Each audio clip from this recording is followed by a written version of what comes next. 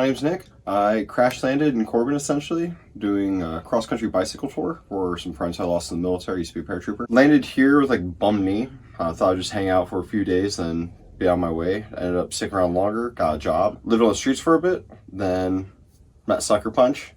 Lived underneath the porch for a little bit, and then we realized the shed was a way better option. We didn't know we could go into this shed. Right, yeah, we had no idea that was even an option.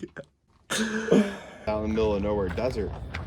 Then you roll up on Homeboy's compound, and you've got like these 20-foot high security fences, right? And inside it's just all lush green. You've got a bunch of fucking exotic animals. You got like a fucking ostrich, a couple of monkeys. At all comparable to the mansion on Arrakis that the Atreides get to, and it's like, well, they've got all these plants. This is worth so much more water than... No, it's not like that. Like Afghanistan isn't originally, like, it's not like starved for water. It's just nutrients, or just all the nutrients is dead in the soil. When the Russians, it's like, it's not like the Arrakis analogy. Like, most Afghanistan isn't necessarily a desert. Okay. It's actually very mountainous. Back in the 70s, it was actually a little bit of an oasis. It was considered like a pretty rich place for people to go visit. Sure. And then though the Russians invaded, they did do that. And then they just spread fucking Agent Orange everywhere. And that shit just killed the soil. Like, there are some parts, like when we were out there in the fucking sticks, like we were at this place, we were the first Americans to be there in 5 years. The last time Americans had been there, it got so bad Hollywood made a movie about it. Damn. It's the movie stars Orlando Bloom and Scott Eastwood. I think it's called The Outpost. It was a 10th Mountain Division, I want to say. But they got overran, and this is where all my nightmares live. Nice. But anyways, will be there's like points when we go on like patrol there. Like, you like come over a mountain, it's just lush fucking green. And then just beautiful, like, just massive pockets of like wildflowers, and it's going down like this mountain into like, this beautiful river gorge. And like in hindsight, it is the most beautiful thing. At one point we were going through, we were walking along this path, and off to our right as we're moving along, there's like just fields of poppy, just the deepest green you've ever seen. And then off to our left, there's just this flowing river, right? It's this deep blue, and there's like this cliff face, maybe like 20 feet past. Like the river's about 20 feet wide. Sure. There's this cliff feet, goes up like maybe 50 feet. It's just like sandstone. Hindsight, so gorgeous. But all you're thinking as you're moving along is like, fuck, man, we're walking on a path. This is where they put bombs. Yeah. Like, I buried a lot of people, like, from my 80s. I've seen a lot of friends come home, like, scarred his figure and shit, like, losing limbs.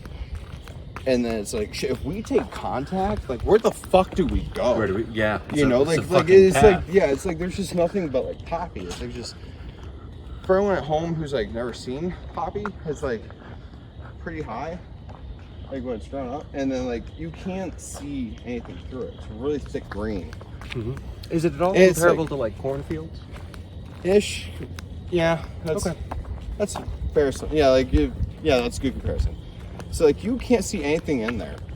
You don't know what's looking out. And if you do take contact, where the fuck are you gonna go? Like, there's a river, and then so it's like, cool, you're probably gonna drown your like body weight on it. If you get to the other side, there's like a fucking cliff. But at one point though, we get down, because we're out there. This is different for like Terran Queen mission.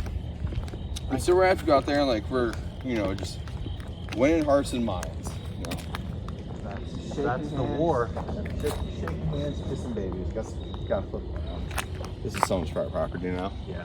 Oh yeah, this is the end of the no outlet. Yeah. This is actually the biggest mansion I've ever seen. It's got a hotel entry to it. It's really, I like that little front foyer they got there. But Look at how many gourds they got in their yard. They have an obscene amount of gourds. They have this section here in the front of gourds, and then more gourds over there. It's a Gorgish board. A Gorgish board. I bet they supply the gourds down to that little park. Anyway, you were saying. But get down. while the our chain of command's going through and like meeting the elders and shit. And he's like, put your ruck in front of you. You just like get in the prone, hide behind it. Like kind of like in this pathway that divides like two sections of this field. This donkey comes out. I don't know, maybe like a couple hundred meters ahead. It's like maybe 100 meters ahead. It's like loaded down with all these plastic jugs. And it's like, hey, like this could be an IED. It probably is like a bomb where you just pop off. But if you shoot that thing, and if it's not, then that's like destroying someone's fucking tractor here in the U.S. Like there goes their way of life. If there wasn't, a hatred for the U.S., there's about to be. And me and my buddy Barbie is there. He pointed out, we were like, hey, like we need an adult, like Sergeant blah blah blah, Sergeant blah blah blah, like we need like help. Our platoon sergeant comes over. He's like, nah, fuck that. Just whipping rocks at this thing. Like, get out of here, donkey. The donkey just kind of like pauses, like I don't know, 50 meters away, like not unsure what to do. And this old guy steps out with a fucking AK. And in Afghanistan, like everyone carries an AK-47. That's right. That's the Russians left them. What else are you gonna do? No, it's just like it's a brutal ass country. Like if you don't carry one, like someone who does carry one is gonna take everything you want. Yep. Very nasty ass place. But anywho, regardless, it does nothing to ease the tension. This guy's like speaking through the interpreter. He's like, come have chai, tea. Chai. And he's like, nah, dude, fuck your chai. Like, we're gonna leave. And he's like, okay, whatever. Takes his donkey and leaves. And we get relieved by, I think it was the ANA, Afghan National Army. Dude relieves me is carrying like this M60. There's like old like Vietnam War era machine gun. But he's not like carrying it like you're supposed to, like, slung across your shoulder. He's like dragging it by the barrel. And he's just like wrecked out of his fucking mind. I don't know, black tar heroin. Or where the fuck they're on. And he like puts it in the dirt, like puts it up on the tripod or bipod, drops it. Then he sits down next to it and like starts doodling in the dirt. Writing something in Arabic.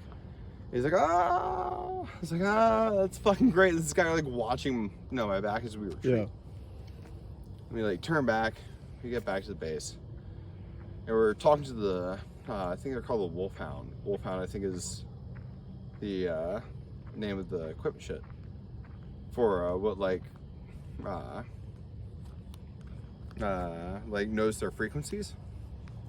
And the Taliban know we know their frequency, so it's always up like shout out to all the guys doing that fucking work, trying to figure out what's like the truth game. Yeah, like what's the truth and what's what do you think intentional misinformation. That also must just end in a no outlet, right? Yeah.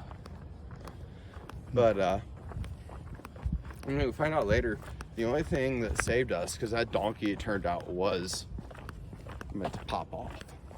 Oh shit. Yeah.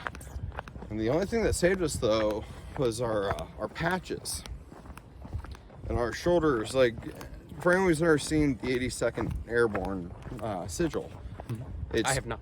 Okay, it's two A's, two-letter A. It stands for All American.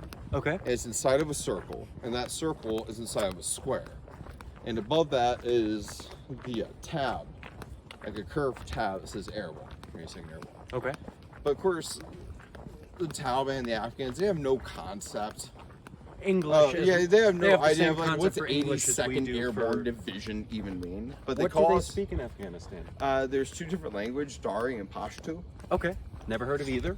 One, I don't want to speak too deeply on it just because I'm inebriated. I really don't know it too deeply to begin with, not gonna lie. But basically the Afghans, there's two groups. Some are nomadic. Okay. And then there's some who are pretty stationary, like live in cities. Sure. And both these groups have like different cultures and they speak different languages. Mm-hmm. That makes perfect sense. But anywho, so they don't know what like 82nd Airborne Division means or whatever, but they know our sigil, our are taps. Yeah. Or patches, rather. Excuse me. And they were like, no, that's the Circle Square tribe. We're not fighting them.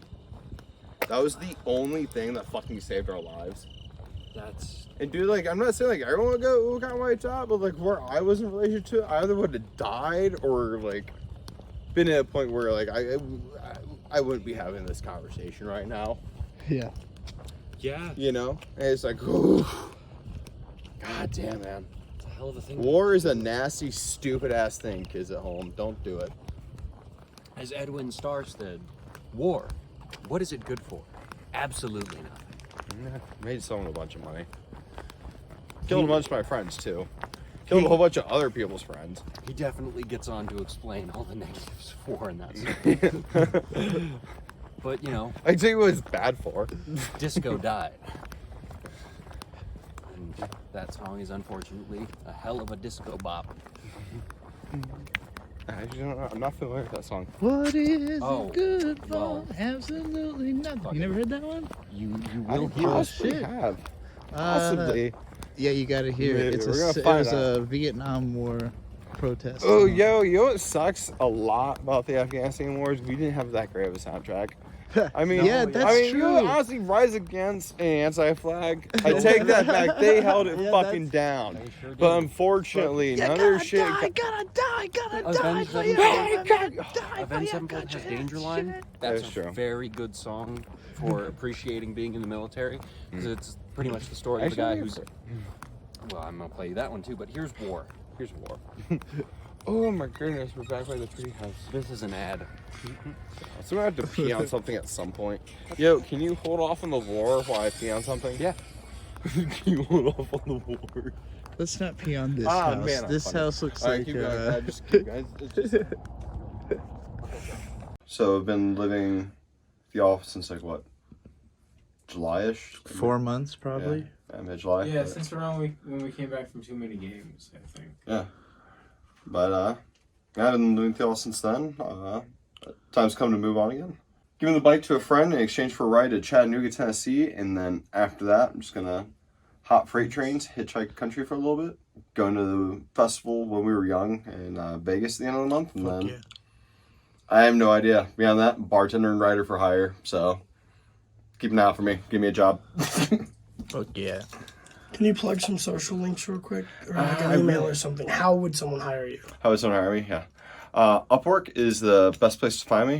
Nick Monaster, Monastere. Also find me on LinkedIn. That's pretty much the best way to contact Do me. you know what you're gonna call your Instagram yet?